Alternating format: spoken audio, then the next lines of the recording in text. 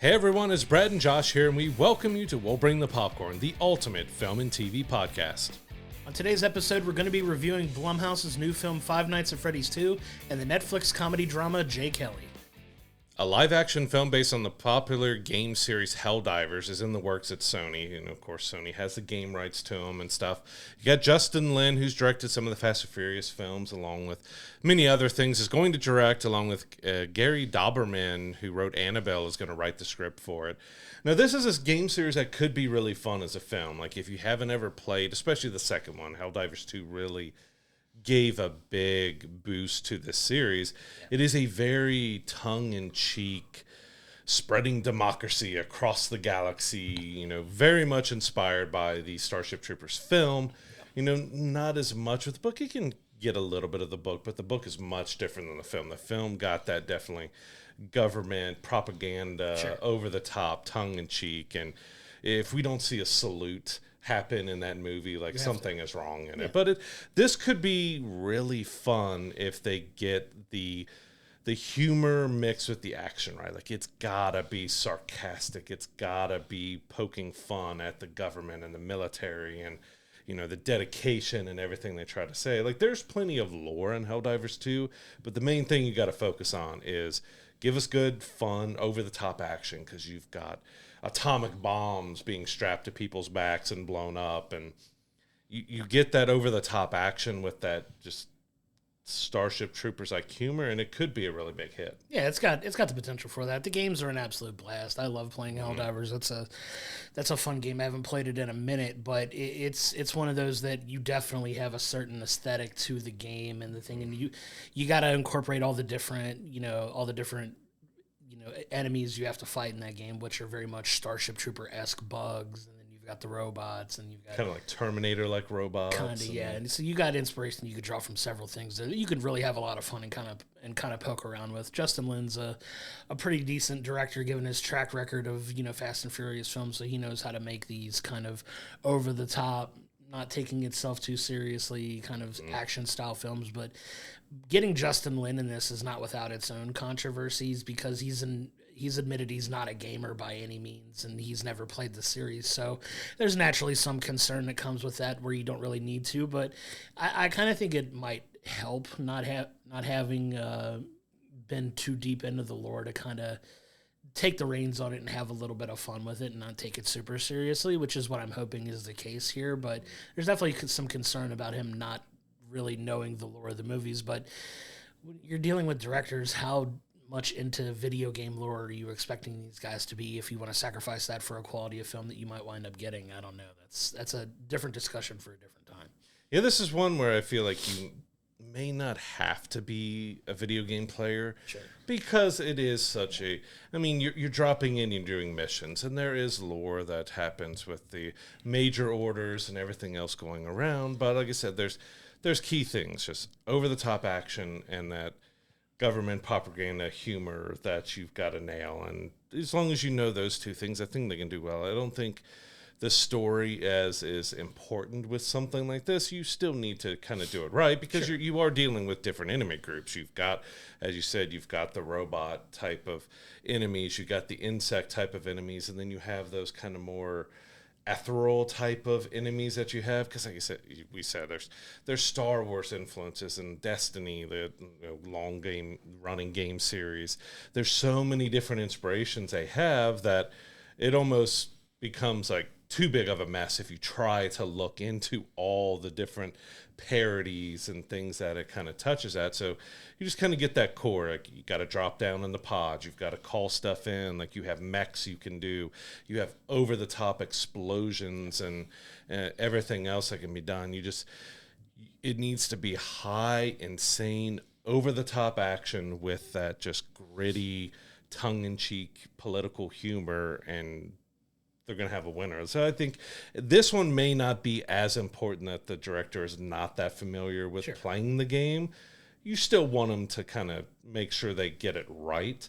But hopefully you got the studio and others that are really giving them the tips and the pointers, especially, going to the writer and the director and making sure, hey, this is what we try to accomplish. This is what we tried to do with the story. This is how this and that and everything else is. And you should have a fun film out of it. I can imagine they'll do their research a little bit. I mean, you're signing on to make a project like this. You don't go into things thinking I'm going to make a piece of trash film. You know, like they're gonna do the research. But we'll see. You definitely have to have your for democracy moments in there, and like that tongue in cheek stuff that you're saying to make that film successful and as true to a video game as you can. I mean, you can take some inspiration for some recent successful properties that have done that. I think making it in kind of a Fallout-esque style as well could be fun, like as well as Fallout has done. I know we're coming up on season 2 of that eventually that I'm really excited for. But yeah, making it something along those lines, looking to that, even something like that for inspiration would probably work wonders for this. And you got to imagine it's going to be a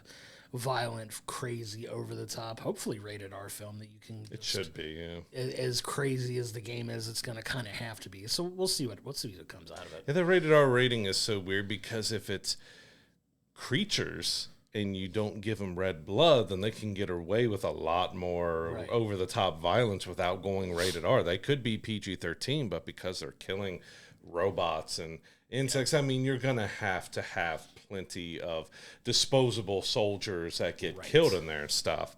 But it depends if they limit the amount of blood you see from that. But I have a feeling they probably got to go a pretty hard R with this to get the over the top. Because, I mean, just look at the opening cinematic to Helldivers 2 where this guy is just talking and then his family gets brutally murdered by a bug. Like, it doesn't shy away from the violence. So, I mean, there's two different ways it could go with it. Like I said, if they try to limit showing the amount of blood, because you're very heavily armored. But if you've played any match, you come back to the screen to tell you what you did, and my character has just been drenched from head to toe in red blood and like can barely even see the colors of my armor. So they could try to limit it, but it definitely feels like they need to go rated R with this. They definitely have to go in on all that to be successful for sure. But I want to move us into our next story now, and we're both big avid fans of the show The Bear. The Bear is absolutely brilliant. Go back in our archives and see what we thought of the most recent season. But it's been revealed by Jeremy Allen White now that season 5 is going to start filming in January, which is great news.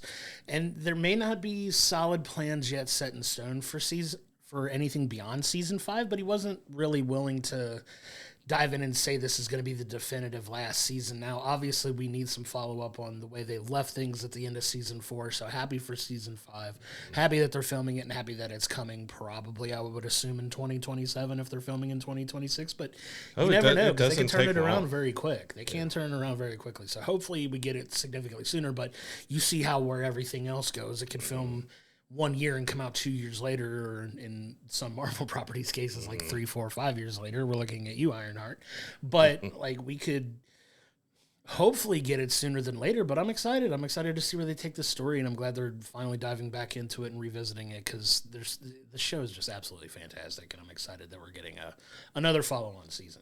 Yeah, I think the plan still is for like a June, July release of next year. It doesn't take like too terribly long to edit and do. So they're able to film in like January, February and get it out for maybe a late summer, maybe if it takes a little bit longer than that. But we don't know how many episodes it's going to be. We don't know. And if this does end up being the final season, does it need a little bit more time to do stuff? And it has felt like it's moving towards the end, especially with what happened in season 4. You had a lot of drama, a lot of shifting, and a lot of things happening here. Like, it definitely feels like it's going towards that, and you don't want it to stick around too long and overstay its welcome and just kind of end up being bad. Like it was, my wife finally started watching The Bear, and I actually sat in and watched the wedding episode from season 4 with her, because once they started going under that table, I just started giggling, and my wife's like, what are you, just wait for the world's longest wedding table that can fit so many people underneath it. But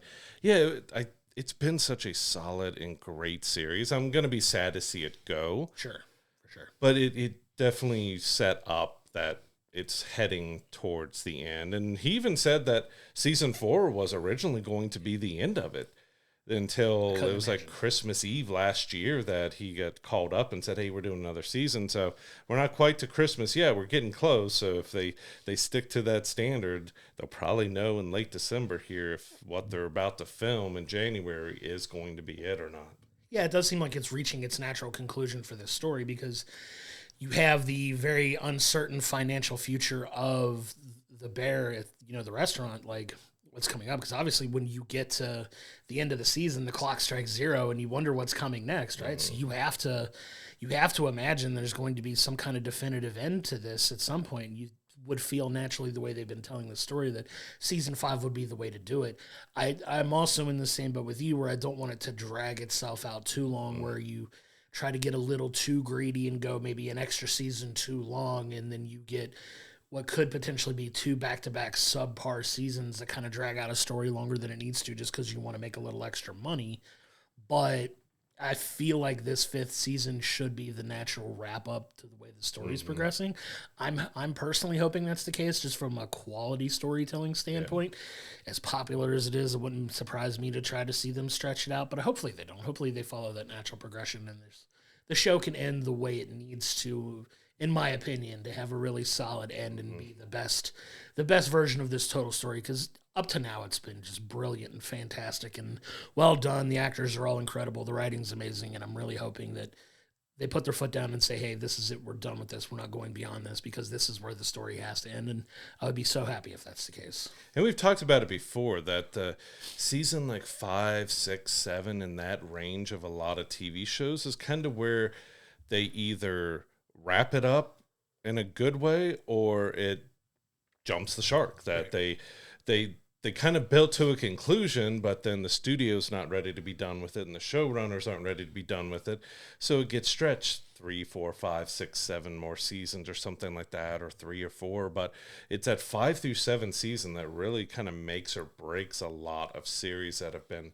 long running, because you get to that point, like you feel like you've done everything, and that's when you have big shifts in tone, or you have big shifts in story, where a lot of things can go downhill. So it's Correct. You're still building really well. Yeah, if that's it, where we left season 4, season 5 feels natural to be the end. Like, I love it. It's been a fantastic show. I'm glad. I think I caught onto it around season 2. Yeah.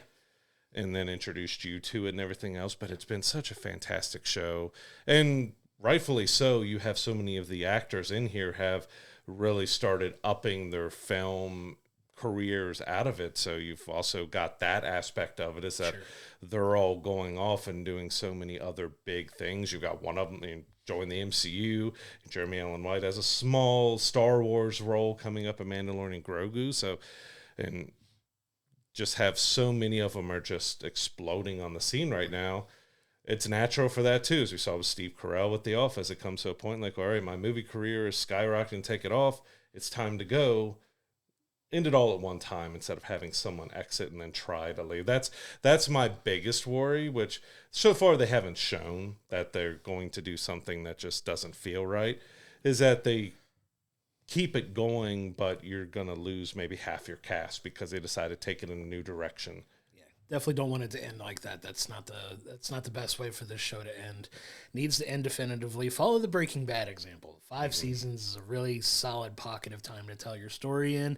Wrap it up, get it done. Give us one last amazing season, and we can remember this show fondly for all eternity at that point. Hopefully that's the case, because you find that real sweet spot, and you can land. If you can stick the landing in the end of your story, you'll be remembered forever. Or you wind up going 1 or 2 seasons too far, and you become like Game of Thrones, which I hate continuously using that as an example, because it's still legitimately one of my favorite shows ever, but notorious for a very bad ending and a really weak finish. So don't put yourself in that situation, because it's so popular. You can't imagine trying to squeeze a couple extra pennies while you're sacrificing good creative storytelling in the process. So I hope that's not the case.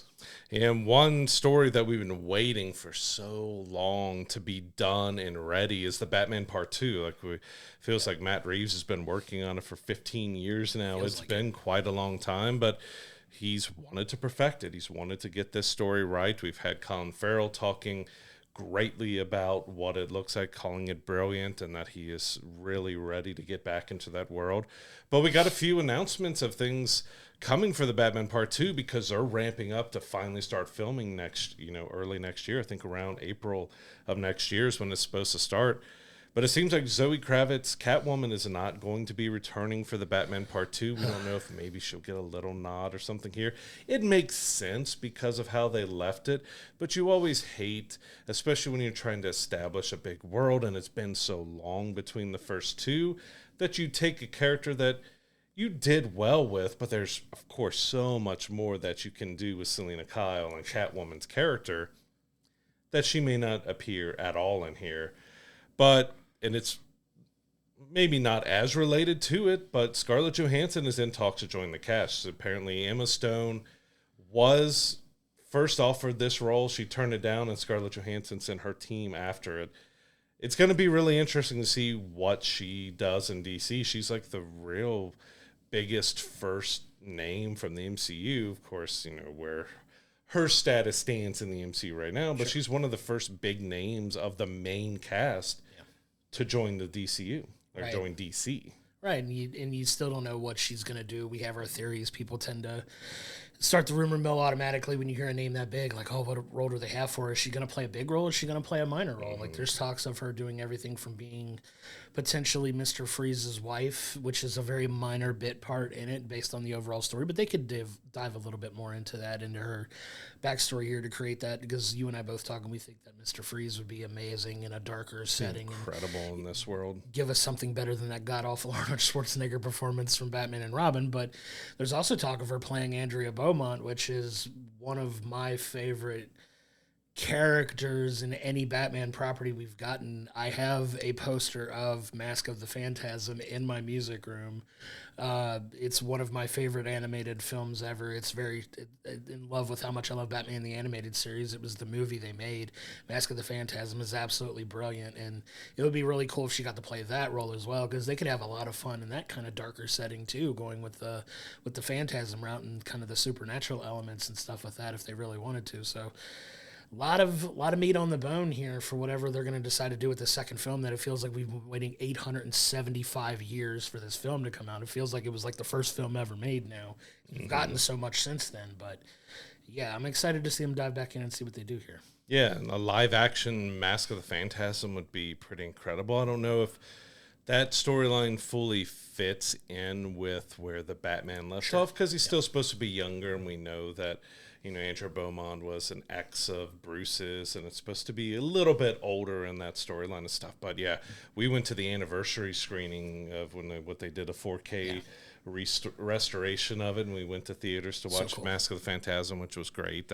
That would be fantastic. But there's so many strong, good women in the Batman universe, villains and heroes and all that. You really don't know who could she potentially be in that, because you could throw out, and they could recast so many different things. You think maybe Barbara Gordon, but you know, wondering how that would play in with what they've set up with Jim Gordon and that, and the actors, you know, differences in there. And you also have Harley Quinn. I couldn't see them doing an older Harley Quinn with Scarlett. I mean, there's only like a 2-year difference between Robert Pattinson and Scarlett, even though they're supposed to be, you know, Robert's supposed to be playing a younger, you know, Batman, but he's about to turn 40 himself in there. So it's really interesting to see how they pick that up and like how long it's supposed to be, because what was it, Penguin just a couple weeks after the Batman, and I don't think this is supposed to be very long after the Batman Part 1. So it is really going to be interesting to see where they go. Yeah, as you mentioned, I would love to see a darker, more dramatic Mr. Freeze done, but there's been rumors of Hush and the Court of Owls and all that, and they're keeping the story under wraps. But I'm really curious to see just who they get, because we know in the not main DCU that the Batman is supposed to be remaining in, we also have the Clayface movie coming out. So you doubt that they're going to do anything that's related to that unless there's a wink and a nod or something to it. You have James Gunn developing The Brave and the Bold, but you don't know exactly how that's going to fit in and work in. And you know those Batman are going to be separate, but you got to be looking. Like, you can't have a villain or characters in the Batman that you're also going to use in The Brave and the Bold in a different way, because it's just going to feel like, okay, we just retreaded and redid what Matt Reeves did, because, you know, the Batman Part 2 is going to be out before the first DC, James Gunn's DC Batman comes out. So you got to know that there's been a lot of talking and trying to figure out what's in there. I just hope he wasn't like handicapped at all on what he could do or use when it came to the Batman, because, of course, he started that before James Gunn took over, and they're still trying to continue it on its own. But we also got fans clamoring to bring Robert Pattinson into the DC universe as Batman and not have it separate. But you've also now got, with the story we're about to talk about, Netflix potentially buying and being the rights owner to DC from the Warner Brothers merger. You've got fans calling for Henry Cavill to come back as Superman and kind of reset the DC, James Gunn DC universe.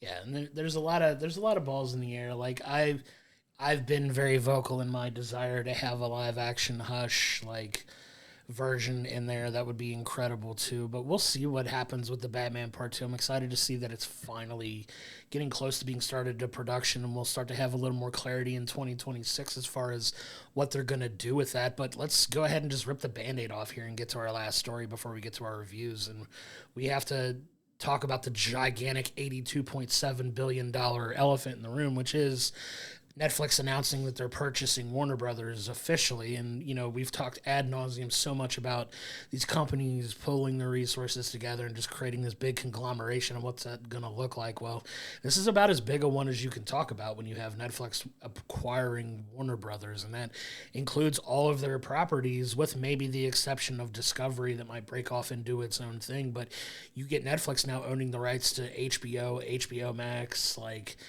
all of the catalog of the Warner Brothers film division, Warner Brothers gaming division, even. You're getting into some really deep, serious things, and you have to wonder where that's going to leave literally everything in an absolutely game-changing, entertainment-shifting deal that is going to be a big, hot mess. Yeah, you feel like you want to just be done talking about it and let it see how it goes, but this is a monumental thing for the movie and TV industry, because Netflix has been the forefront of trying to change the industry, of that they feel theatrical releases are kind of outdated. And they kind of already touched on it a little bit here, that they're still going to have theatrical releases for the Warner Brothers properties, but they feel the current status and way that they do it is just not working. It's not what the consumer wants. Speaking for every single consumer, saying that they don't want a 45-day window in theaters. They want it at home where they can watch it right away and stuff. So you feel like maybe they're going to try to cut the theatrical window down from 1 to 2 weeks or something like that. We've seen them do the limited runs with K-pop, and we got the Stranger Things finale, and you have, was it Red One got a small, but I think that was most of them are either 1 week or 2 weeks. They're not giving a whole lot to theater, so this is a big concern for a lot. We have the Directors Guild and the Writers Guild and Teamsters, and a lot of them speaking out about it because they don't know what this means for directors, for the theaters. This could be really damaging to those like us who love to go to the theaters, because you're talking about the DC universe, which how big comic books has, even though it's kind of fallen off a little bit lately. But you've got the Harry Potter series, whether they stick to keeping the TV series that just started filming, or they go back to wanting to reboot that into films and putting those on Netflix instead of going out. And, it's also disruptive because they don't want all of the channels, all the networks that they have. They're just kind of basically taking the properties they want, and we have no idea where the rest of it lies. Yeah, it's a gigantic mess, and it's still got to sort itself out. There's still a lot of legal things that they have to clear through. Some of this stuff's not going to be final until late next year. There's a whole big mess of stuff that's coming out of it, and it's a little disheartening because of a couple of things. It's an interesting financial study, how Netflix has this much capital to invest in a company like that. If you're trying to kill the theatrical nature of these films, where are you making enough money to recoup these things if you're investing? And this is where I start to worry, how are you going to be investing into your films to make any kind of money? Because you hear about some of these massive losses that they've taken on things that are like 300, like a couple $100 million was put into this project and it was only released on Netflix. How did you recoup any of that money? And now you're going to have your hands on so many IPs. It kind of makes you wonder, like, yeah, okay, there's a large chunk of people that are willing to wait until a film comes out on streaming to watch it, if it's not one they want to rush out. But you still see so many instances of films being successful in the theaters because people still value that experience. There's Zootopia 2, the biggest Perfect example of just how globally it has just been killing it in the box office. Yeah, like for stuff like that, it's going to still, there's still an audience for those types of things. And you're trying to kill that off completely. You're really just cutting off a revenue source for you. Like this is, it makes zero sense for me, but we're not the ones looking at the particular financials. Apparently somehow they've gotten a couple $100 billion to, you know, be able to feel comfortable throwing 82 of it towards this deal. And you're just wondering where all of it's going to wind up, because the way that it makes it sound, like some of the info that's come out of it is they're not going to completely shutter HBO Max right away. It's still going to be around for a while, but it does open the possibility of them having those properties on your service. And I'm guessing the business thinking is, well, if I got HBO Max for something like Harry Potter and Lord of the Rings, if I can get that on Netflix now instead of having to pay for HBO Max, I'm just going to cancel HBO Max and go with Netflix, because that's where all the properties are that I want to watch. And I'm sure that's what their line of thinking is, but at the same time, like, what are we doing? Like, where are we winding up with all of this? And it's so disheartening. Like you said, this is going to affect so many people in an already stretched, thin entertainment industry where so many people are struggling to find any type of consistent work. You're limiting that even more. There's less opportunities for people to work, potentially.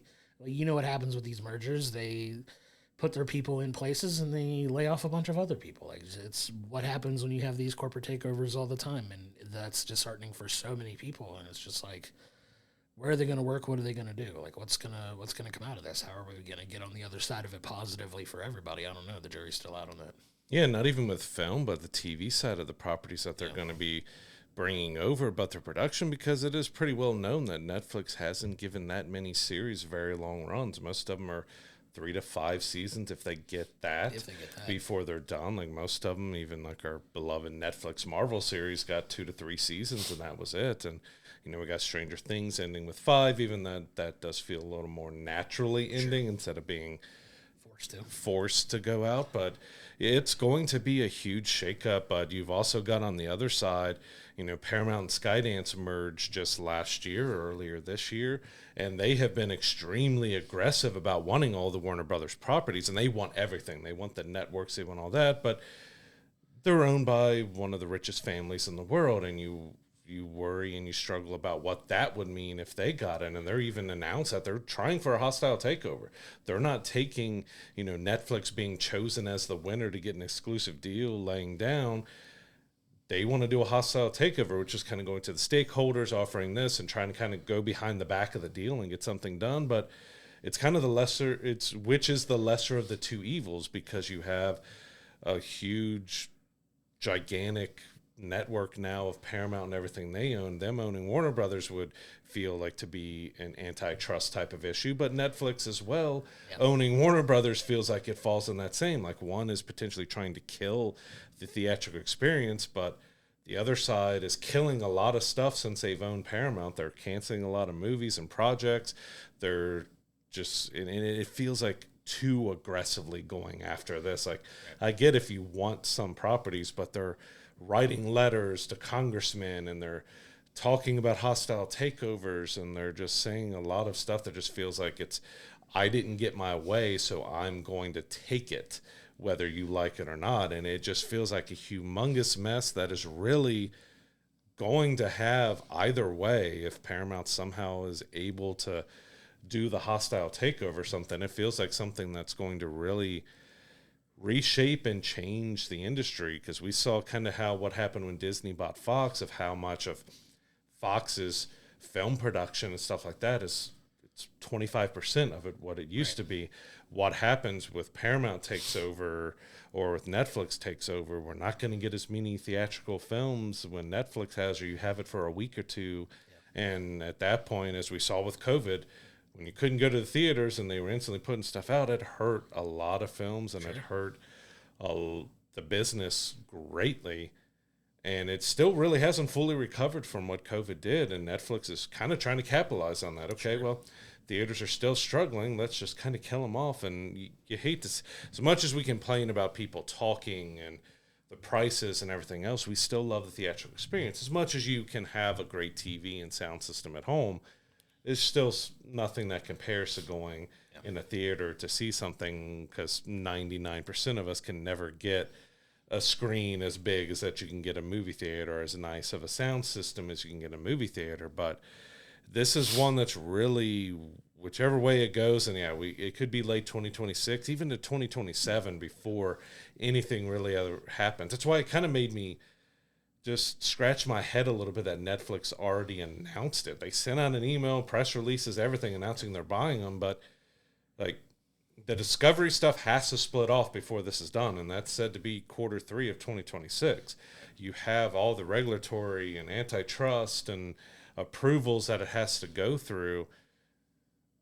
You're almost 2 years away, almost 1 to 2 years away before this could potentially ever even be done, and you're already announcing it like, hey, yeah, we got this all.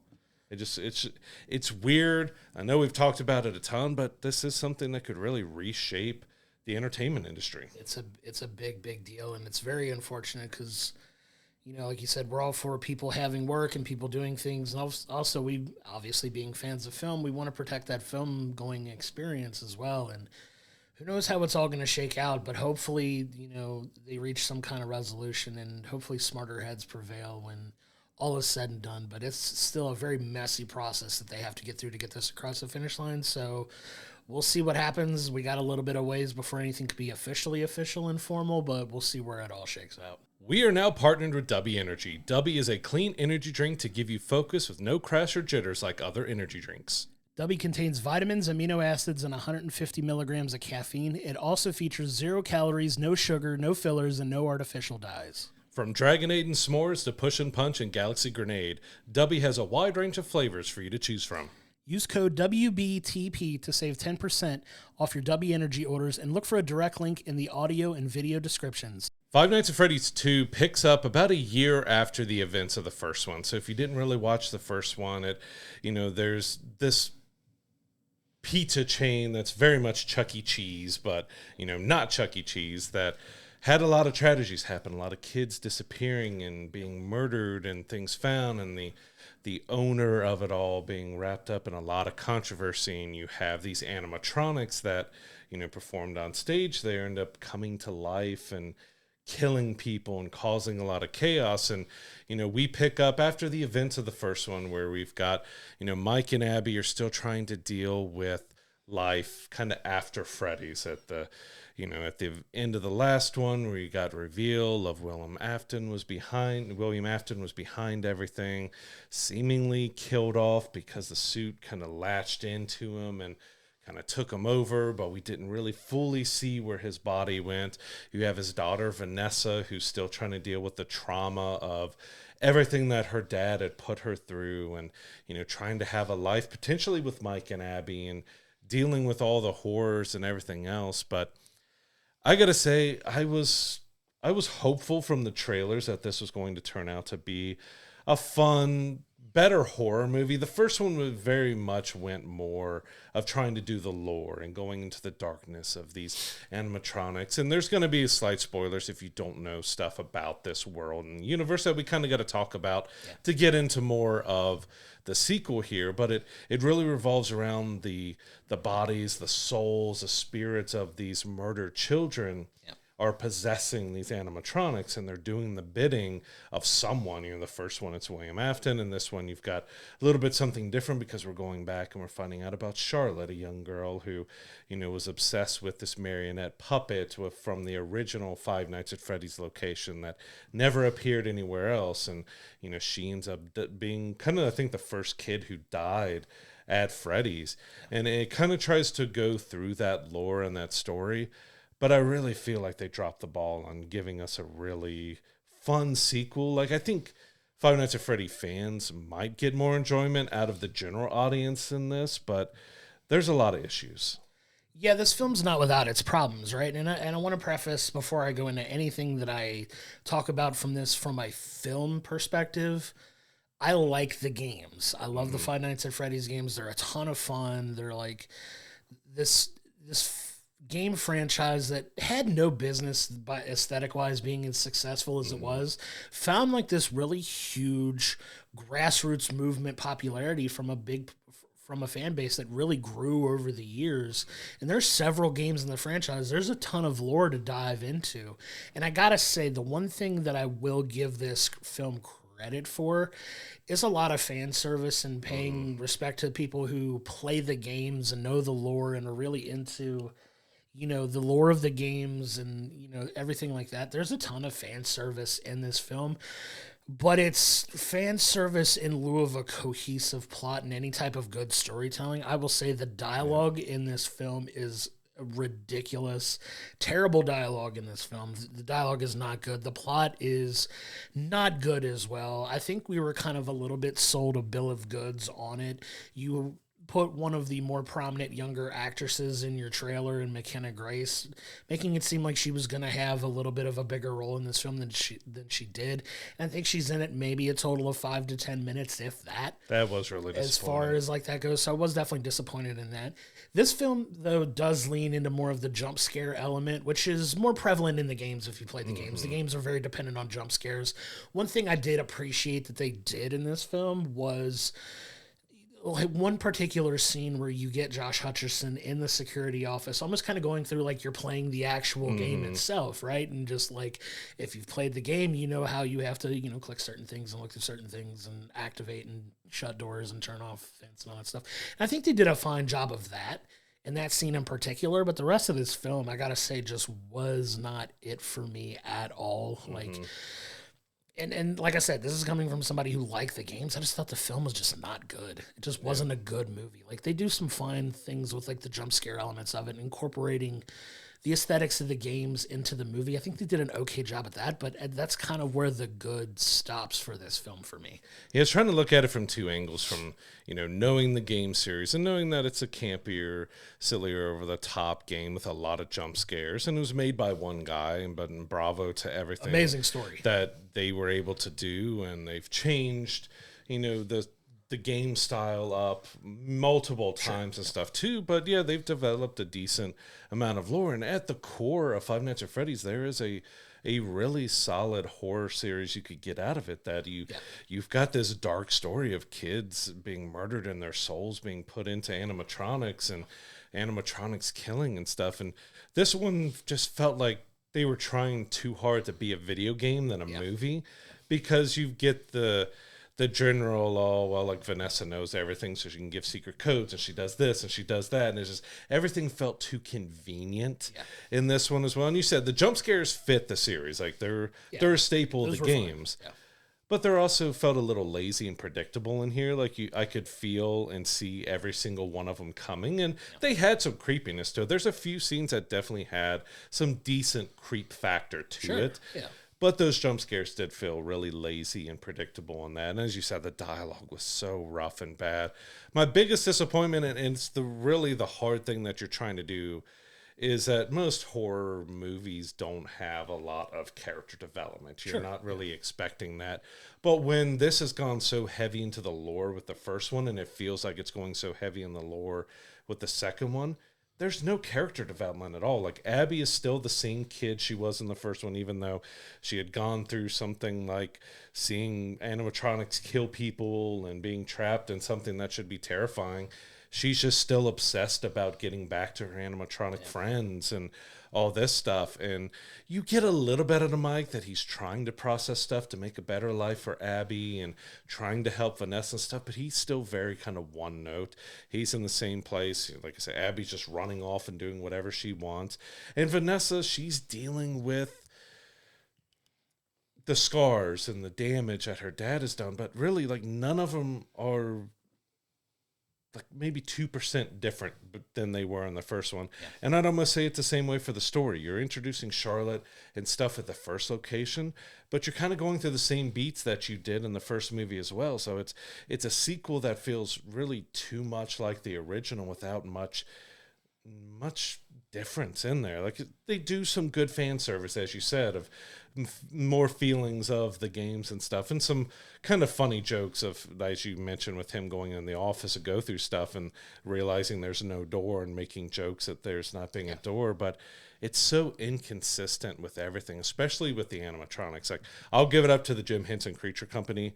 They did a fantastic job with the animatronics. They looked and performed great. But you get them walking around the Five Nights at Freddy's first location very slow and everything else. But there's a good part of the film, and this is a slight spoiler on it, that they're able to escape outside of the confines of Freddy's, and somehow they can travel all around town in a blink of an eye. Yeah, but when you see them, they're just moving just really slow and tiny. And, you know, there can be speed ups in the game when they're coming to attack you and everything else, but it's like, you're here. Well, you just left 5 minutes ago from the creature, so you think you probably have a couple hours before they can catch up. But oh nope, they're there. Yeah, and they're able to move extremely quickly, almost at the speed of the Flash kind of thing. But it's just some of that stuff, that's that little tiny attention to detail that just really kind of pokes at your brain a little bit. That kind of irks me when they get to that point, and it just. Yeah, like, I agree with everything you say there, because it feels like they didn't progress anything. They really didn't. Like you said, Abby is still Abby, even though she had no growth from one to the next, because she's still super obsessed with these, and she's sad that she can't see her friends, but then she goes and defies everything to go see her friends and does all this stuff, and there's just very little movement. Mike's still low-key kind of a little bit of a jerk, and he's still trying his best, and you kind of want to root for him, and you kind of don't, you know. And then Vanessa, who, you know, is trying low-key to deal with some of the stuff from her family's past, but she can't really escape from it, kind of thing, and she doesn't really grow in that sense, and they just leave things in this weird place. Like, you can see it's going to be a continuous franchise from Blumhouse here, where they very much leave it open for more continuation, more characters. There's more things, you know, put into the story that incorporate the game, which I guess is fine. But I mean, it like I said, fan service was good in this. I agree. The animatronics looked incredible in it. They were amazing, but the rest of the stuff for me, is somebody who likes film and likes character development and likes story progression and things like that, we're really left very unsatisfied by it. And that's where I try to disconnect between being a video game fan versus a film fan, where I like the fan service. I was like, oh, that's cool. There's that character that, you know, I remember that character from the games, and I remember how important this one is, and the marionette and stuff like that. That stuff was all good and well and done just fine. It's just the rest of it was just like, ugh. Like, we found ourselves laughing at some of the absurdity, you and I, like, when we went and saw it together, like, more times than I really wanted to out of this film. And that's not the theme that they were necessarily going for in the movies, where they have their little couple chuckle moments, but we were just laughing at more of the absurdly bad stuff than anything else, which isn't the best sign for a film for us, because we both just like put our head down and shook our heads sometimes. And it's I know you looked over me a few times, and I'm just like, I'm tilting my head to the side, and like, okay, they really just did that. Yeah, and it's disappointing, because there was potential there to really. You had a good start with the first film. I felt like the first film was fine. The first film was not without its issues too, but you were hoping for more out of the follow-up, and I don't think we got enough of that there, where these characters really move forward anyway, because at the end of the day, Mike's still kind of a jerk, and he, you know, just the whole dynamic between him and Vanessa was just weird in this movie, and it ends in a weird place, and it sets up what I think they were hoping for was a cool element to go at the end. One thing I will give, and I kind of want to turn from that to one of the things I thought they did really well from a character perspective, was that creep factor with the Scarlett possession of other characters and stuff, and some of the visuals looked really good and really well done. I'm like, okay, that's super creepy. That was kind of cool, like when they possess a couple of the characters in the film, and they do a cool job of that. I won't go into any like super spoilery stuff. You can watch it when you see it, but I thought when they got to that point, those were really cool, and I'm like, yes, let's do some more of that and really dive into it. And then they really only do it for like not even like 30 to 40 seconds Everything's to a minute. so quick. It's just, it's just like, let's just cram a bunch of stuff in here and see what happens. And that was a little disappointing. I'm like, oh, you could have had a couple more minutes and done something really cool with that. And they just kind of missed the mark for me. Yeah. You don't have to have a ton of depth and craziness to a horror film, especially if it's a horror video game series. But as I said, and you've said, it just feels like they did the same thing they did in the first film and just added a few more jump scares and things like that. It just felt too similar. And we've said this game series has a lot of lore and a lot of darkness, and you could have gone in a really serious way, but also still have that campy humor and stuff to it. But it's just so disappointing for me. Like, Abby did not change in the slightest. She's still the same kid that was running off, doing whatever she wants to do, putting herself in the situations. You've also just got the ability that anybody can enter these restaurants. Like, you have murders of children that have happened in multiple locations, of mysterious deaths and other things happening in this franchises. The buildings are still up. They kind of explained why at least one of them had security. But that's also another huge flaw with this movie, is that they introduce another security guard for the original Five Nights at Freddy's. And it's supposed to play a big importance to the story and the role, but they're in there for 2 minutes. Yeah. There's nothing explained. There's nothing different other than just kind of rehashing things in a slightly different way. Like, it frustrated me that they added something else, but it was like, and we get the reveal towards the end, and it's like, wait, okay, but yeah, you did nothing with this. Big whoop.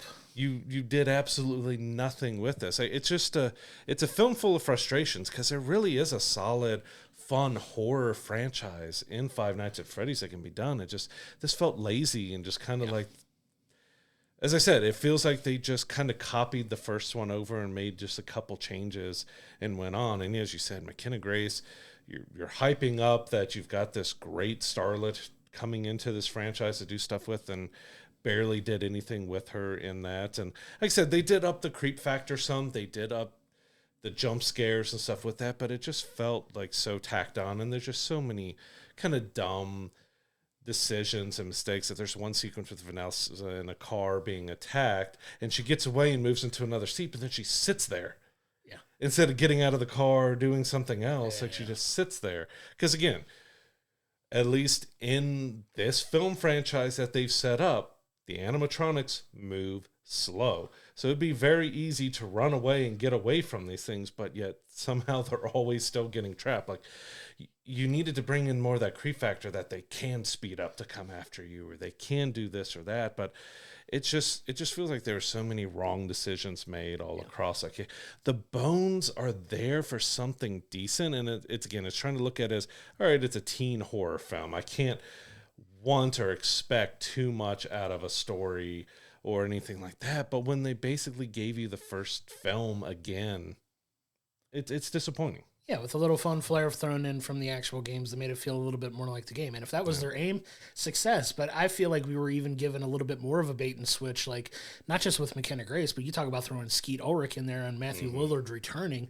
Obviously, both were known from one of the more popular late 20th century, early 21st century film franchises in Scream. This is putting them together in the same movie for the first time really since that. And you get Skeet Ulrich in the film for one scene, and that's it. Just kind of a throwaway to kind of move the story forward a little bit, and kind of like with a video game type of plot hole. 100%. And it was so frustrating. I'm like, really? That's all we're getting from this guy? That's all he's gonna be in this? Is this? And Matthew Lillard, who I love and is just like a notoriously just great guy, and had such an amazing moment in the first film. Just kind of has this little cheesy dream type and I'm gonna spoil that just a little bit. Just a little bit of like this dream-ish sequence with Vanessa, and tries to be creepy, but it doesn't really hit the mark necessarily. And I don't know. There was just, it felt like we were a little bit baited on that too. I'm like, oh, what role are these guys gonna play? And we both made kind of like a Scream-esque type joke for like what they could do for Five Nights at Freddy's 3, and just do something absolutely ridiculous like that. And that's not something I think they were hoping for from this, but it really just felt like we were kind of sold a bill of goods on this. And I gotta say, as popular as Blumhouse has been, man, they've had a few misses this year for me that are really kind of putting them, in my opinion, on a bit of a downward trajectory as far as the quality of films that they've put out here recently, and that's kind of a bummer to see, because like you said, the nuts and bolts are there for something really cool and really special that I really feel like they didn't put as much of an effort into moving characters and story forward as much as they could have, instead of just doing a bunch of extra fan service for fans of the game, which was cool, because I know there were people that came out of it like super excited. If you're a fan of the games and just the games and you only care about the games being incorporated into the movie, like the gaming elements, you'll probably get some enjoyment out of that. But if you're looking for like just that to marry well with a really high quality film, I don't think you're gonna be completely satisfied coming out of this, and that's disappointing. Yeah, exactly. I think the hardcore fans of FNAF is going to have probably a better time with this than everyone else, because if you're not worried about plot or story or anything like that, and you're just getting to see the characters that you enjoy, being around in there. But there's just so much convenience of stuff and such odd decisions, especially like you add Wayne Knight as a science teacher who is just straight out of the gate a bully to Abby. He's terrible. An absolute jerk, only wants the best of the best for his science fair, and gives Abby no shot at all ever with and again, this is a spoiler, she shows up with one of the animatronics and he's still an absolute jerk of like, oh, you brought somebody in a suit, like get out of my face and get out of here and all that. And it was just such I love Wayne Knight. He's been such iconic in Seinfeld and Jurassic Park and so many different roles that he's done throughout the year, and I was waiting to just have a spitter come out and just get take him again. care of him or something. Get him again. We both made that. I was waiting for just because of how they've done things. I was waiting for Jurassic Park moment to happen within here and stuff, but it was just it was just so rough. Like I said, the jump scares just felt cheap and lazy for a bit. Like you saw everything coming. Yeah, no surprises. It tries to do creepiness, and it gets a few decently creepy moments. Yeah.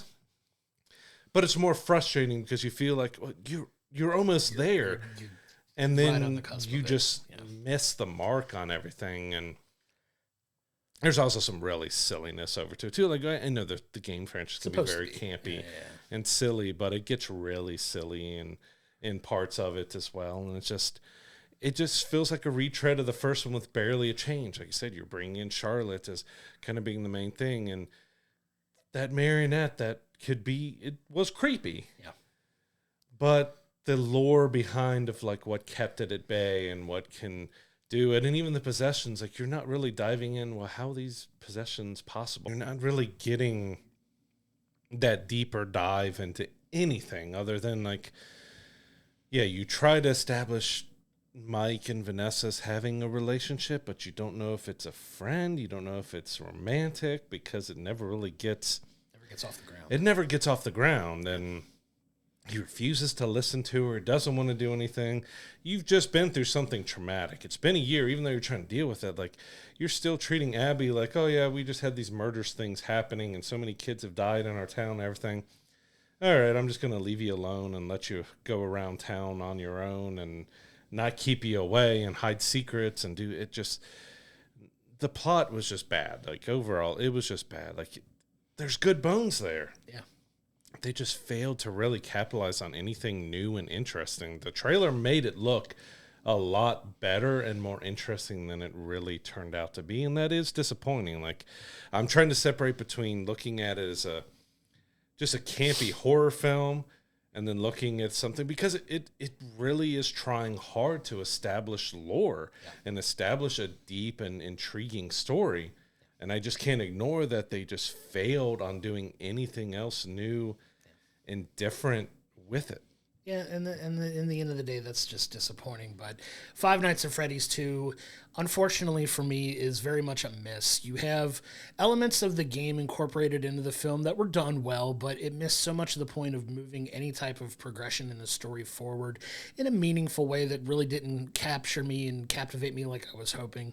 You get some incorporations, more of jump scares into this, which if you're a fan of jump scares, you're not going to be wowed by any of these, but they're more incorporated into it as well. But we can't ignore so many of the plot holes and the conveniences and some of the things and just overall bad dialogue in this film.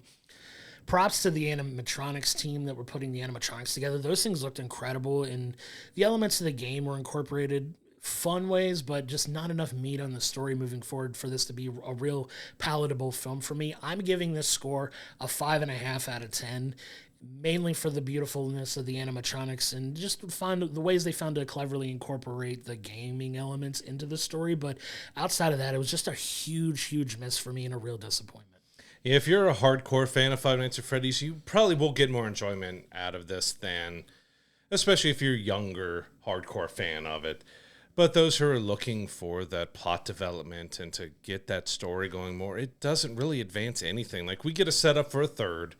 We get a few more elements to it, but it definitely feels like a rehash of what we already saw in the first one with just, all right, let's change A, let's change C, let's change F, and then we'll call it a movie. Like, it didn't do enough for the story, for the plot. There's no character development. The jump scares feel lazy and predictable, and anything new they try to do, they just kind of threw it out there and then threw it to the side. I'm giving it a 4, and I still feel like, to me, that's being very generous for it, because I think there are bones that are good to Five Nights at Freddy. Like, it has a very creepy, solid kind of lore of William Afton and the kids and the spiritual possessions and the killer animatronics. And as you said, the Jim Henson Creature Company did a fantastic job with the creatures. They were the highlight, the best thing, just because of how they looked and, you know, how realistic they moved and everything else, doing very practical effects. But the story just failed in almost every way that it could. The dialogue was bad. The acting was off and rough, and just nothing felt together in this film. So yeah, 4 is where I ended on it, because I ended up feeling bored towards the end. Like, I was just I wasn't scared. I wasn't getting any story progression.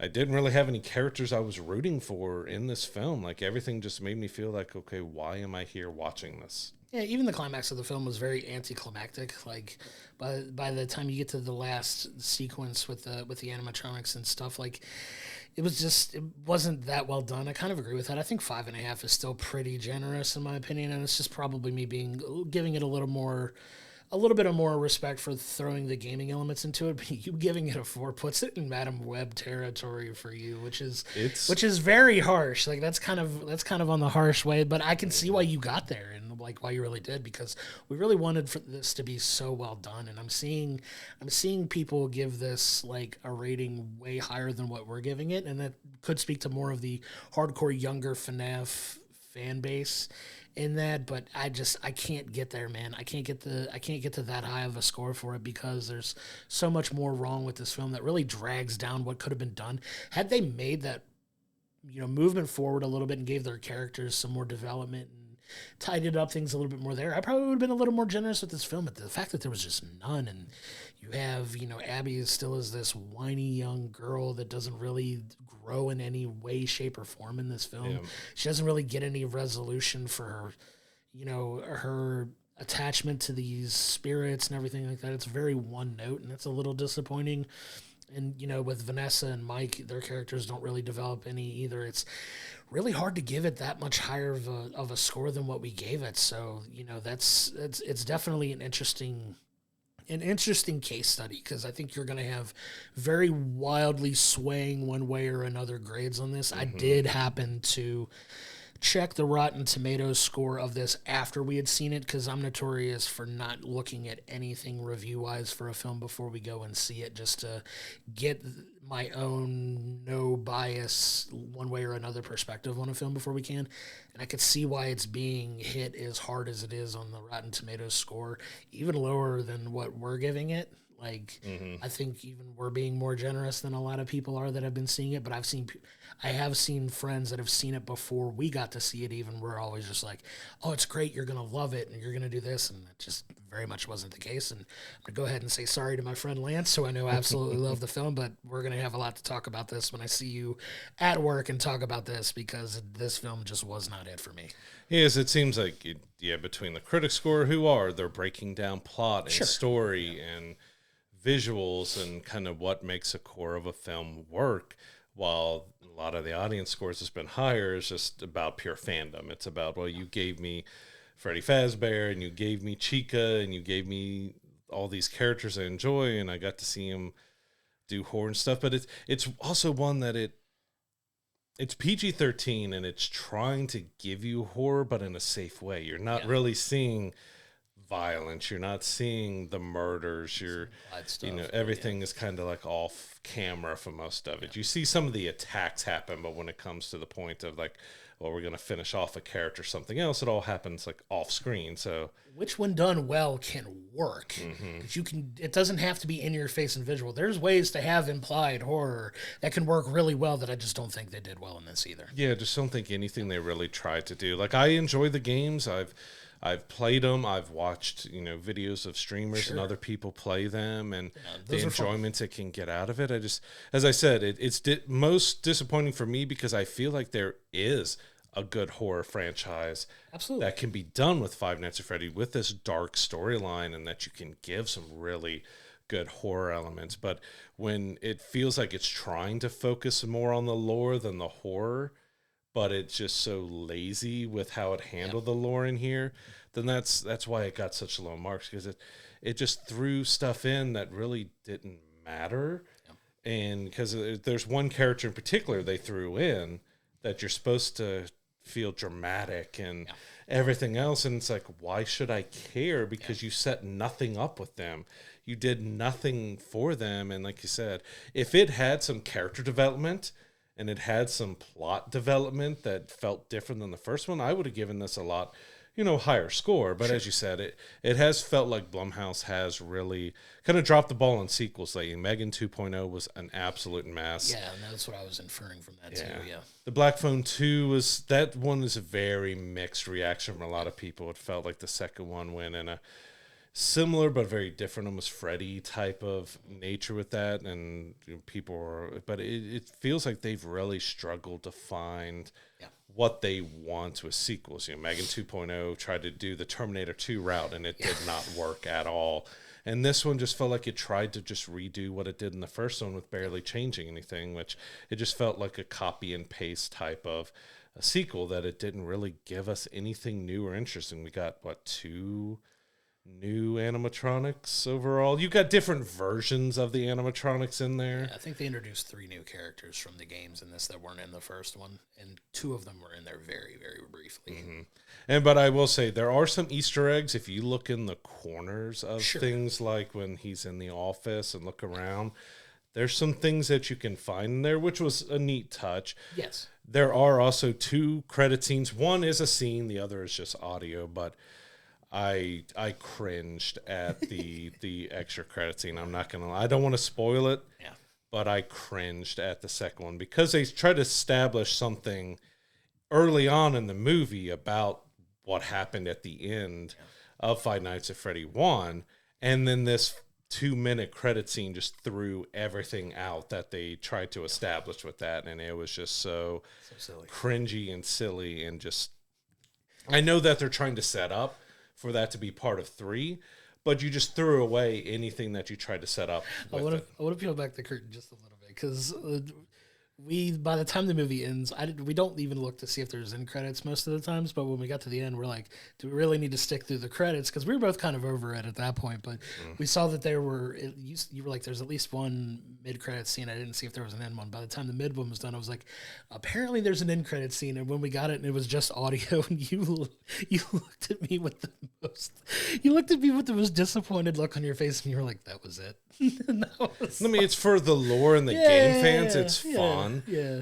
But just to sit through something that was already not that enjoyable, to have that kind of be the closing thing was like, okay, let's go. It's just one of those, like, you got up so quick to get out of the thing. I was like, same, buddy, same. I'm done. I totally got it. But Five Nights at Freddy's 2 is in theaters right now. If you're a fan of the series, go check it out. Form your own opinion. See what you like about it. This one is definitely going to be polarizing because it's really going to depend on what you're wanting to get out of this film. If you're just wanting game stuff, you're wanting Freddy and the animatronic characters that you love, and you don't care about character development and plot development and other stuff like that, you can have a fun time with it. But if you want some sort of development and story and better horror, you're not really getting it with this. But go check it out, form your own opinion, because this one is definitely going to be polarizing, and you could really enjoy it, and great that you do. Like, we're not putting down if anybody enjoys something that we don't like. It just had too many issues to really look past when we're trying to give it the benefit of the doubt. It just had so many issues. But make sure you see it, whether you go in theaters to see it or you watch it at home if you were on the fence about it, because you could end up enjoying it. I think there just has to be some lower expectations. I got a feeling our comment section for this is going to be very interesting, because you have that hardcore fan base, and I know they're wanting to hear people just rave about this film, and we're going to be the little engine that just kind of crapped all over their movie. But this is going to be interesting to see how people respond to this review in particular, because you're going to be on one side of the fence or the other about this, and I'm really interested to have those conversations. Yeah, please come. If you go see that film and you have a completely different take on it, if you think we're way off base, we don't mind hearing about it. We take negative criticism as well as we do positive. So if you agree with us, awesome. Let's talk about it too. But if you disagree with us, let us know what you enjoyed. What did we miss the mark on? Because, we're just two guys here talking about movies, man. We're just, we have our opinions. Go see it and form your own. Don't take ours as the gospel. You might have a better time of it than we did, but yeah, it was definitely a big disappointment on this one. Yeah, like I really wanted to watch it, like getting the trailers, and they said they listened to feedback of fans, because the first Five Nights at Freddy had barely any horror aspects to it. Like, you got the dark creepiness, but not a lot of horror. You didn't get a whole lot with it, other than having the machines coming down towards faces and the animatronics being creepy, but it was really light on the horror, and fans spoke out like, hey, we need more horror, and they threw in a bunch of jump scares, but I wanted it to be so much better, but that's not where my review, that it didn't live up to my expectations. It was just, it just didn't do anything new or fun or interesting that it could have done, and it's disappointing, because there is great lore and a great story that can be done in horror. Like, horror can have good story and have good characters and plot progression and everything else, and this just missed so many beats and so many marks, and it was disappointing. Yeah, for sure. Now I want to move us into our second movie review of the week. We have Jay Kelly on Netflix. This is kind of a comedy drama directed by Noah Baumbach.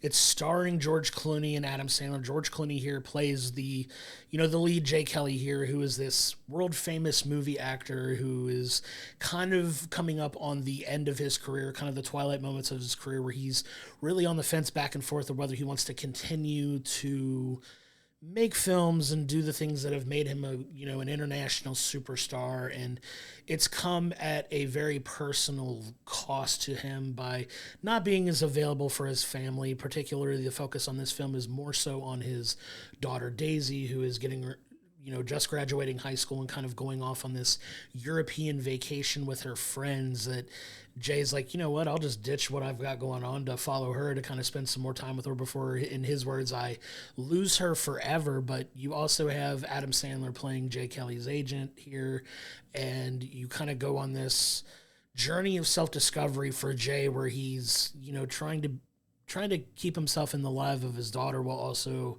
figuring out what he wants for, what's basically the remaining years of his life, while he reflects on, what he has done and what he wants for his life going forward. And that's kind of the kickoff to the whole movie and what it's about. But what were your thoughts on this when you dove in and started watching it? No, I was pleasantly surprised by this. I think, of course, George Clooney is a fantastic actor. And it started off a little bit slow when it's trying to build, but then you really get the nuances and what it's trying to do. Like, it's another property like the studio was with Seth Rogen, that's trying to peel back the layers and try to show you different aspects that not everyone sees of being in the movies or being in TV, of just how many people these stars have around them, and how what their decisions do have such a great impact, and just how cutthroat the industry can be, and how much you give up. And it's not just the actors who give up, it's the managers, it's the publicists, it's the lawyers, it's the agents, it's like everybody who has to make like extreme sacrifices. And it is kind of like a midlife crisis or an late life crisis that he's dealing with, that he has this feeling that he's just, was it worth all the sacrifices and stuff I did? And it was really interesting, because you're trying to look at Jay Kelly in a few different ways, and you're trying to, it's trying to make you feel sympathetic towards him, but also you feel like he was a very selfish guy who didn't think of anybody but himself, because you get these really interesting, well done flashbacks of where you actually have like Jay Kelly standing in the background, because at first you're not exactly sure what's going on, and then you realize, okay, this is him looking back on his life and his auditions and films and other things that he did, and he's really looking back, and you're constantly getting a back and forth. Jay Kelly, where okay, he sees some error of his ways, but then he goes about doing things the same way, or he's just oblivious to a lot of things. And I think it was a really great performance by George Clooney, that you got a lot of depth out of him. Adam Sandler was great as well. Like, a lot of the performance are very much more subtle and laid back, but it's the depth of the hurt and the heartache and the struggle and the stuff that they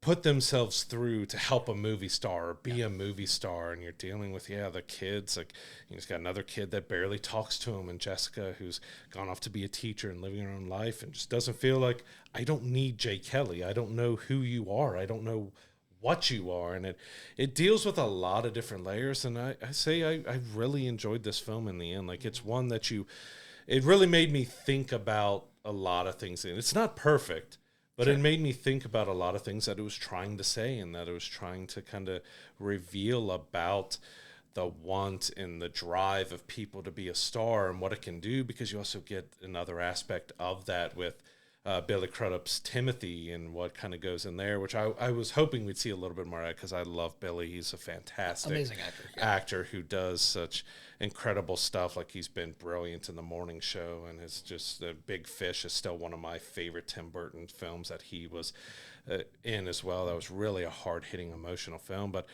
I got a lot of enjoyment out of this. Like, it's a much slower, much more kind of subdued performances, but I think there's a lot of heart and soul and decent message behind it, even though it's not always giving you a clear and cut drive of what you're supposed to feel about Jay Kelly in the end.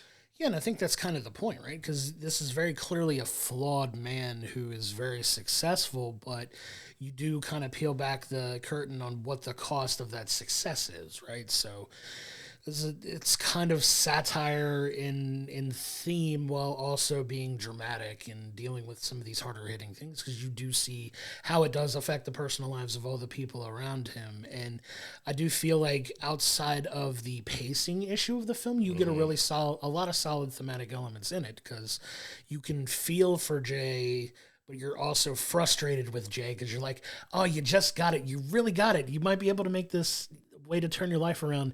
And then he takes 2 steps back and reverts back to the things that he's comfortable doing. And that's kind of the whole point of his character in this film, is like, he wants to, but he doesn't know how to, or he's not as willing to as he seems like he is. And he just doesn't have that ability to really push himself forward and make the changes in his life that he needs to, almost until the point where it's too late and he has no choice but to, because of things that happen to him throughout the film, right? So you have obviously we can talk about some of the spoilery type stuff for this. Obviously Timothy is his old acting school buddy, and they dive into that relationship of the resentment that Timothy has for Jay, because he took Jay on this audition and he got the film that broke his career that Timothy thought should have been his role to get, that kind of thing, and just a resentment that he harbored for him, and then kind of blows up in a way that it does in this. It's kind of some of the more dramatic points of this film, as far as like, if there's any kind of stakes in this, is because you have the publicist dealing with, this interaction between the two. The fight that they get into was captured by the valet outside of the place that they were meeting for drinks, and him being a Hollywood actor and famous Hollywood actor, a guy getting into a fight with a guy nobody knows because he wasn't successful.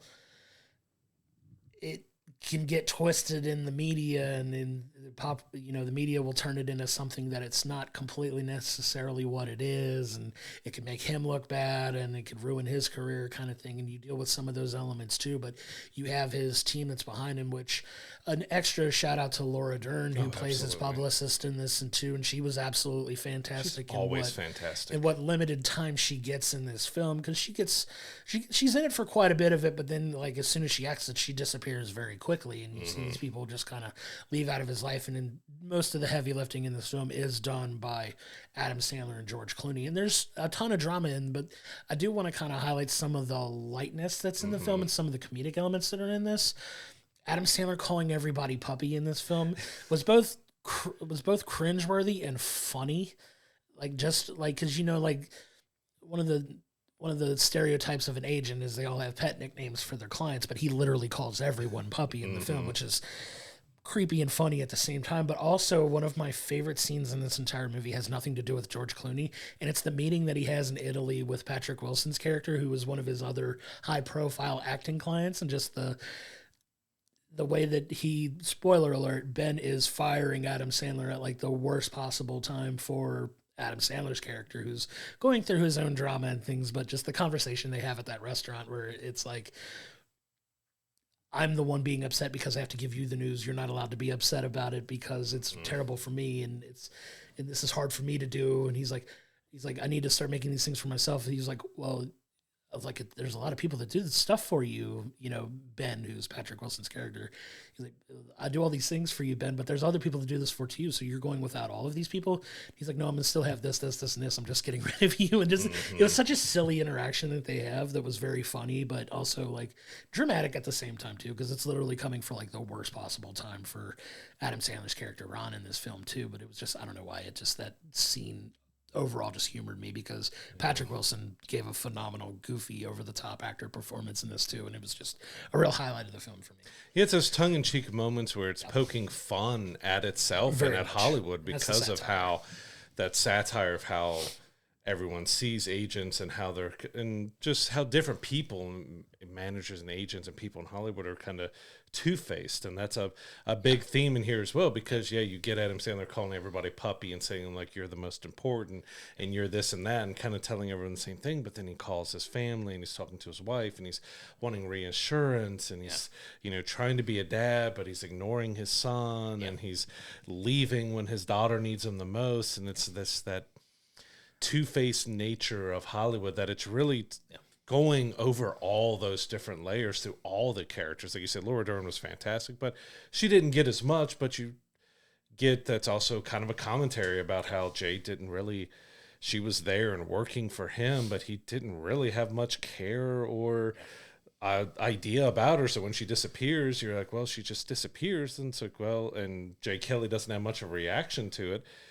It's kind of that cutthroat nature of Hollywood that they're touching on. Like, oh, she's no longer around me. Oh, well, like I've still got Ron, or I've still got this. And there's a lot of satire and just commentary on the film and TV industry. And like I said, George Clooney is just, it's one of my, I wouldn't say it's probably my favorite role of his, but it's one of his better roles that he's done, because you really get to get those emotional layers, and he's supposed to be keeping kind of more guarded and not fully changing, because that's part of the story of that he spent his entire life as an actor, and things are supposed to be temporary, but now he's much older and life has passed him by, and he's wondering that some really, without going too spoilery towards the end, about realizations that all of his favorite memories are movies and scenes that weren't real, that he was acting, and that he doesn't have very,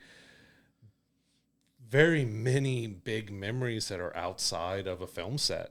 Yeah. And that's really, again, more commentary about a lot of stuff. And you also feel like there's a lot of things, especially a special nod that George Clooney said he didn't know was happening, because a lot of this revolves around, they're trying to get Jay going from one movie to another movie set, but he kind of has that breakdown where, he wants to follow his daughter around in this. So, Ron sets up, well, we're going to honor you, and so you can be in Europe, and he's got his whole team tracking his daughter behind his back, and he kind of says that, okay, I'll let you do the honor. Well, we already got Ben set up for the honor. Oh, we can do a double honor. So, like, we're just going to keep doing it, and it kind of goes through to get to that ending of his honoring, and there's a lot of stuff that's towards George Clooney. You're seeing a lot of his actual films and other work in that, but I feel like a lot of this is a reflection of like a satire look at George Clooney's career and life in a yeah. way. And, he's also channeling a lot of the big classic actors. So there's so many different posters and scenes that are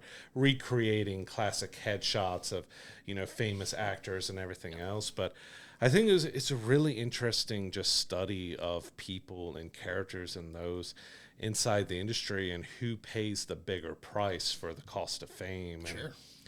And without spoiling the ending, you really do have to be invested in this film to get the most out of it, because the final word spoken in the film is a throwback and a callback to something that happened at the very beginning, but you have to get the nuance of what he said has a much deeper meaning as an actor and as a human being. And like there is such layers in that final sentence that's said that when you really think about it, like, oh, okay, I get that this is happening in his brain, but he just can't stop himself and he's asking for because the final line is like, I don't want to spoil it because it's so good, but it's well done if you can really connect it to going back to that first scene and more of what that message meant in that first scene, because it has more layers to it than you expect. Definitely, if you watch this film, pay attention to the very beginning. Kind of lose yourself in it, because like you said, it is a little bit of a slower pace. It's a little over 2 hours long. I really feel like they could have cut maybe 10 to 15 minutes off of this film, and it would have been even more solid of a movie overall, because I do think it suffers a little bit from some slow pacing issues, but so well done, so well performed all around, and you really get a lot of that satire stuff. I do want to take a brief second to kind of point to the whole George Clooney element in the film, because they even talk about him being an actor from Kentucky, which is where George Clooney goes. Obviously, we live in Kentucky, so we know the connection there. But they have the nod to George Clooney, even like as he's being an actor from Kentucky. Like, it's very George Clooney coded in that way. Anyway, like they kind of lean into that, and I appreciated that little subtle nod to his origins as an actor and growing up not that far from where we live, and it being a kind of a little bit of an element that they interweave throughout the story too, because it's mentioned a few times in it. But I thought it was a really cool nod to his career, even like you said, the final sequence of the tribute, and you'd see they sneak some of his actual acting in it, while it's also some of very much ode and nods to other classic films, either that they kind of superimposes George Clooney into them, but just some actual stuff from his. And I'm like, oh, that's cool. That was a really neat element. I'm glad that was a surprise for him when they were filming it too. Yeah, he said he had no idea they were doing that the director was doing it. So his reaction was genuine of seeing that happen with the audience and stuff. Because he said you're in a full theater of actors and everything else, and you're seeing that happen like in real time, cool. And he had no idea what was happening. It was a really cool element, a really cool subtle thing for them to do for him, even in this, because to be fair, George Clooney's been around a long time. He is getting up there in age as well. Who knows how long his career is going to go as an actor, so it's kind of apropos to make a film like this for him now. That's very much, he's was notorious for not getting married for a super long time and being, kind of like one of the most famous eligible bachelors of all time kind of thing before he finally settled down and got married. But it's kind of taking that and turning it on his head, where he was this family guy and had this broken relationship with his kids. But yeah, I do like all of the elements that they incorporated into this and the themes and everything. This is one that does kind of make you think and let you sit in these scenes and kind of take it in and really lose yourself, whereas Five Nights at Freddy's didn't have all of the character development that we were hoping. There was so much character exposition in this, almost swinging the exact opposite way for us here, where you see him trying to take this one step forward, 2 steps back kind of thing that he goes on this journey for the film. It's just so well done. And like you said, the little nuances and everything here, there's a lot of attention to detail that's very subtle.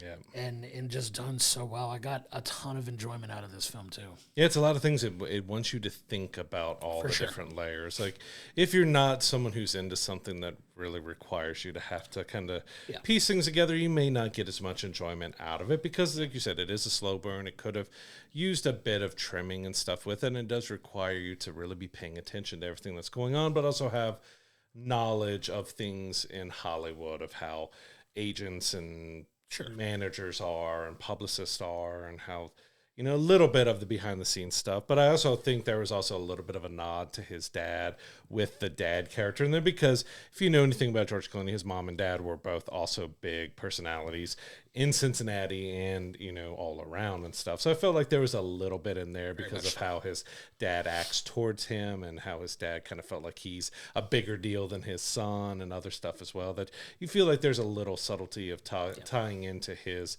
family history and their fame and everything else with it. But yeah, it was a really solid film. Like, I think George Clooney was just really, it felt like a mock biography of his life. Yeah, like, a little bit, yeah. It kind of felt like that, which was an interesting way for him to look, because you do get to see Jay in so many different lights. You get to see him on set and how he is an actor and working with things and kind of calling the shots of redoing scenes and all that. But then you get the scenes at the bar with Timothy where you're getting to see him cut loose a little bit and reminisce about the past and how things are, that maybe he's not remembering things as well as he thought he remembered it. But then you get him like on the train interacting with the regular folk, and you get to see a little different side of that. But then the scenes with his kids, and whether he's there in person or the kind of artistic way of showing a phone call and stuff that happens, like there's a lot of different layers that they show. Like, I can get like at the end that they don't maybe give as big of a resolution as you feel that you should get, but if you get that last line and you tie it to the beginning and you get the meaning of what that really meant of what he said, then you can get that was a really fitting ending to it, because you just kind of get to see who Jay Kelly in the end really was going to be. But there's a lot of layers to it, but I really appreciate what they did with this. And he said Adam Sandler is great. Like, I really love that contrast of it's. You can look back at a review of Happy Gilmore 2 of just how rough I was on it, that I was not a fan of it at all. And he does comedy and goofiness so well, but I don't know why it's still surprising when you get to see him do something that's a little bit more heartfelt and a little more serious. Even though he gets to be goofy at times, he is able to give that different layer and performance. Like, he gives some really solid, serious, even if it's a dramedy type of performance, like he does a really good job in this film. Yeah, he's really good in this too. It's one of his better, more dramatic roles. I would agree with that completely. Like, you have some really solid performances in this, but like you said, George and Adam do quite a bit of the heavy lifting throughout this film, and for good reason. They're both incredible actors and phenomenal performers, and it was just so well done. I don't have a whole lot outside of the pacing to really nitpick about this film, because they got the message across they want to. It was shot well. The cinematography in it is really good. The dialogue in it is really good as well. Like, it's smart dialogue. It's, so many different fun elements to it. One of my favorite scenes outside of the Patrick Wilson, Adam Sandler scene, my favorite scene with George in it is the scene on the train where he's just talking to the regular people, and you see him, like, him just basically doing a Q&A session on one of the cars, where they were just like, well, you do this, and you just kind of see that charm and that way in his ability to connect with people that are just like the regular people or whatever, but you see him just turn on that charm and be that. It was a really fun scene just to see him interact with people that way, and in a way you don't really normally think of seeing celebrities of that nature interacting with regular folks. Is more often than not we hear about the negative interactions way more than the positive ones, but you get to see that really cool public interaction that he has, where he just turns on the charm and just everybody gets kind of swept up in, oh my God, this famous actor's on the train with us, and he's just like us. He's a regular guy, and he has the snappy comebacks to people, and just it was a really fun interactive scene that I got a lot of enjoyment out of. Yeah, I think the train is one of my favorite sequences in the film, because you get that, because you're also not sure is that Jay being himself with him, or is it like PR that he's been trained so much in, his career to be able to talk to people and tell them exactly what they want to hear. Yep.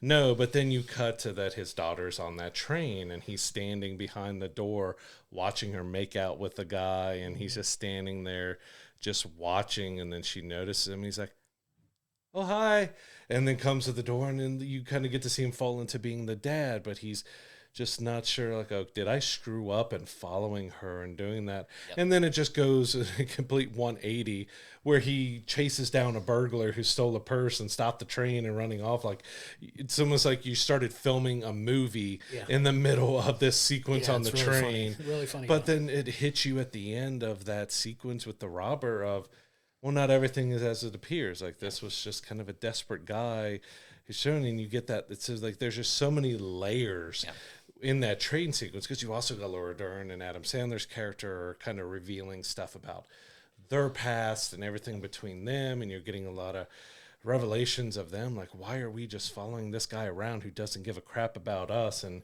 we just spending our entire lives wrapped around his life, and he couldn't care less about it. Like, that train sequence had so much, a lot to it, depth and layers if you really look at everything that happened. So that was a pretty monumental sequence, but it was one of my favorites because of those layers between it all. That, are you really getting a true Jay Kelly in here, or is this the PR actor doing pretty much a sketch? Because, like, a big running theme of this movie is it's easier to pretend to be someone else than it is to try to be yourself. Right. And that's a key bit of dialogue and a key message throughout this entire film. It's like it's so much easier just to pretend to be someone else than it is to be yourself. Yeah, and it's not even just a theme for Jay. It's the theme for all the people around him, too, because you deal with the element of Adam.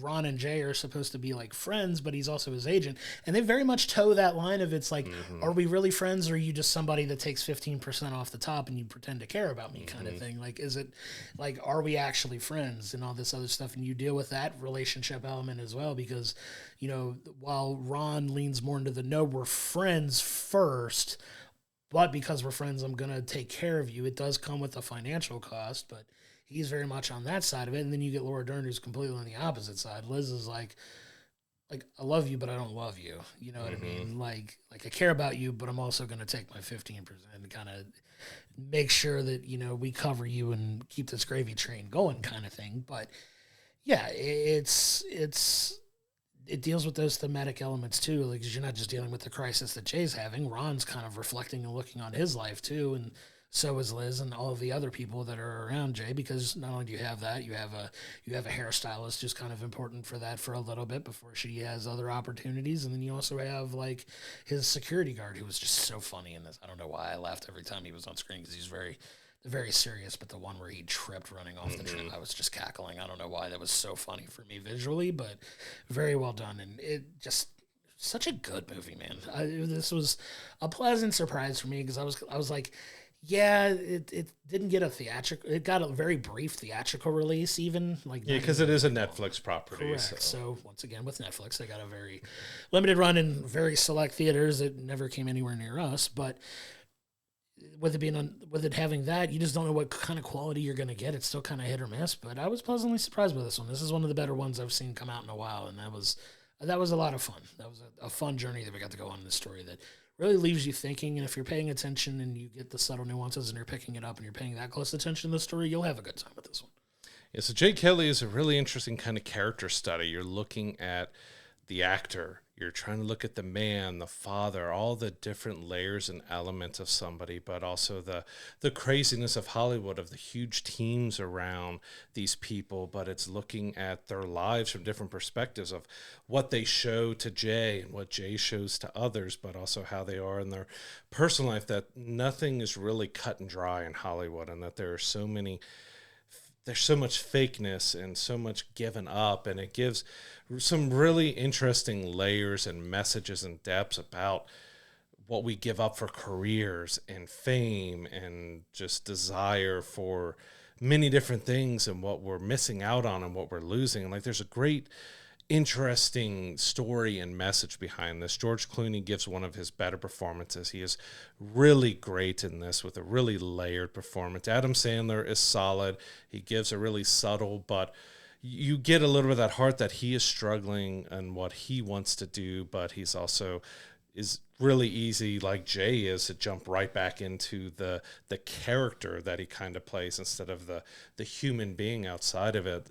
I thought it was a really smartly done film that really makes you think and go back over all the different things that it tried to say and do, and I think it all worked really well. I'm giving it an 8.5. I think this was a pleasant surprise that it really gave me a lot of enjoyment when I was really able to sit down. I sat down for like 10, 15 minutes afterward just thinking about all the different things it did. And, you know, I am someone who's very interested in the behind the scenes and seeing how things work in Hollywood. I don't exactly want to be a part of all that insanity, but seeing that kind of peeling back the curtain in a positive and negative and just kind of not shying away from showing all the bad and the good at the same time. I thought it was just so really well done. Yeah, I agree. I don't have too much to add to that, honestly, because I think we're in pretty tight alignment with this. I landed on an 8 as a grade for myself in dealing with this. This is definitely one that does leave you thinking and paying attention, which I think is it's kind of a standard for Noah Baumbach films. Like, he has those elements into a lot of the ways he likes to tell his stories, and you get that here. George Clooney was phenomenal in it. Adam Sandler was really good. Laura Dern was phenomenal in it. Like, really solid performances from some well-known actors, and you get some other subtle, you know, appearances for some people you may recognize as well in this that had kind of minor bit roles in it, but a really solid film overall that, you said, does peel back that curtain on Hollywood a little bit, and you get some of that story from a perspective you don't always get to see, and they did a phenomenal job at it and kind of keeping the satire in it and finding the levity when it's not too dramatic and kind of pulling you back a little bit to kind of be like, okay, you don't need to,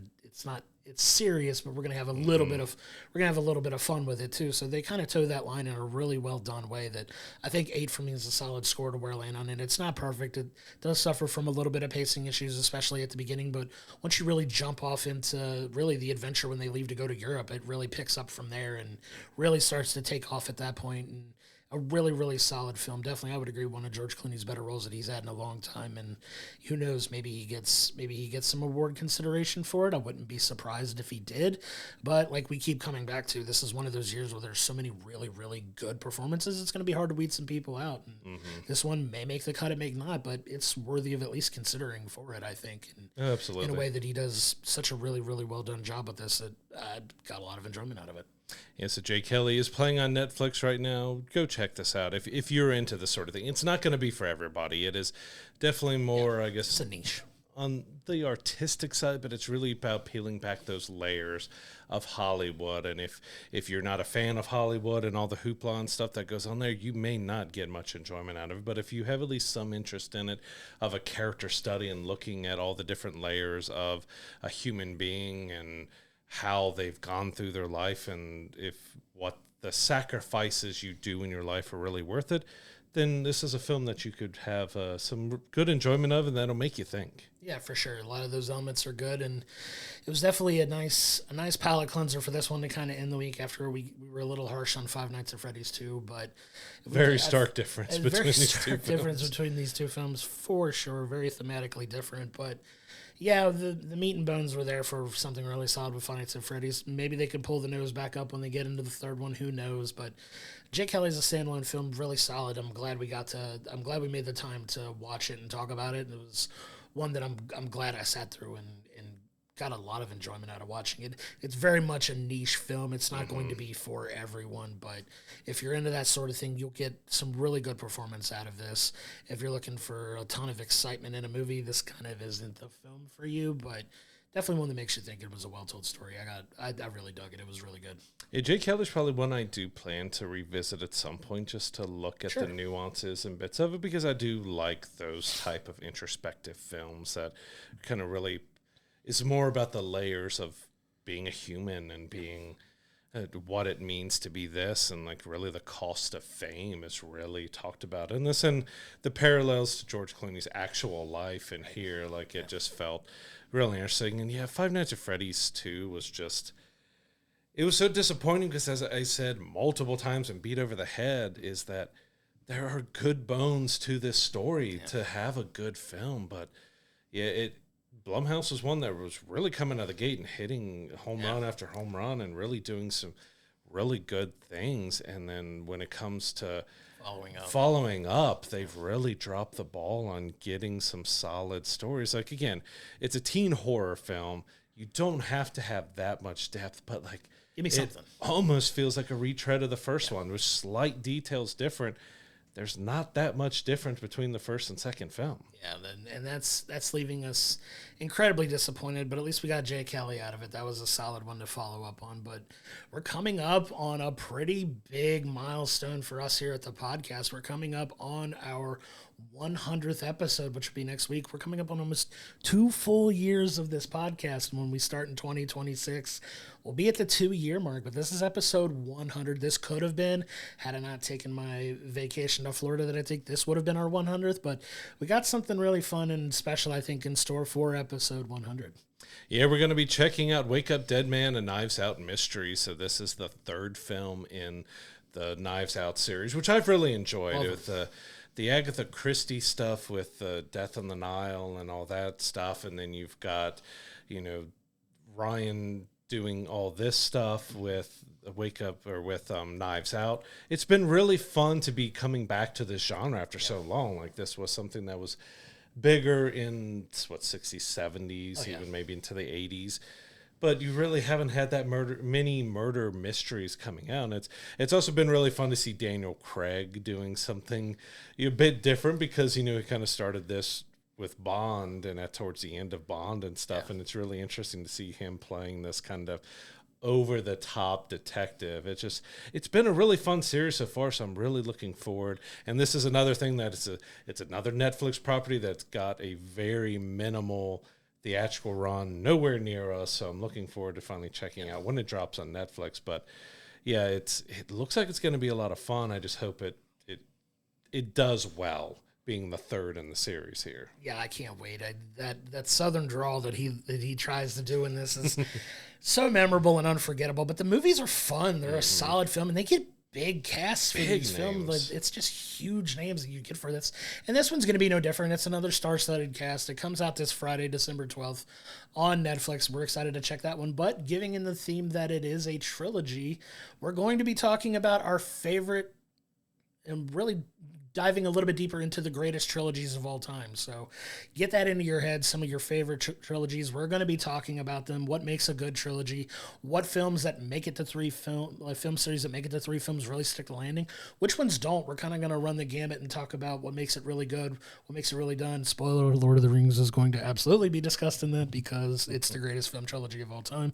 Fight me on that one in the comments if you want to, but we'll be talking about different thematic elements and things like that. It's going to be a really fun conversation to kind of let us nerd out a little bit in our 100th episode and talking about film trilogies that we both love and think that missed the mark. It's going to be a fun discussion. Yeah, because I think I'm as much looking forward to the ones that we feel like failed, because there are some big trilogies out there that could have been even bigger and better than they were, but they just kind of missed the mark with their sequels. It could have been the second one or the third one that really kind of hurt its legacy. So there's several that were in there that really, like, they have one standout film and the other 2 are just don't live up to it. So it's going to be really interesting to run that gambit of our favorites, those that are kind of in the middle, and the ones that really missed the mark, to kind of go through all of that. And it's going to be fun to discuss for our 100th episode there, to really kind of have a more relaxed sit back and just kind of debate and discuss what we feel is good. And we may not be on the same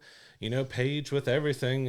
Our love for Lord of the Rings that he already spoiled here for it, but it doesn't take a rocket if you've watched any of the other 99 episodes now, that we have talked deeply about our love for the Lord of the Rings film trilogy and stuff. So it's going to be really interesting to talk about all that in our 100th episode. Yeah, thank you so much for your continued support on this. We are coming up on the 100th episode.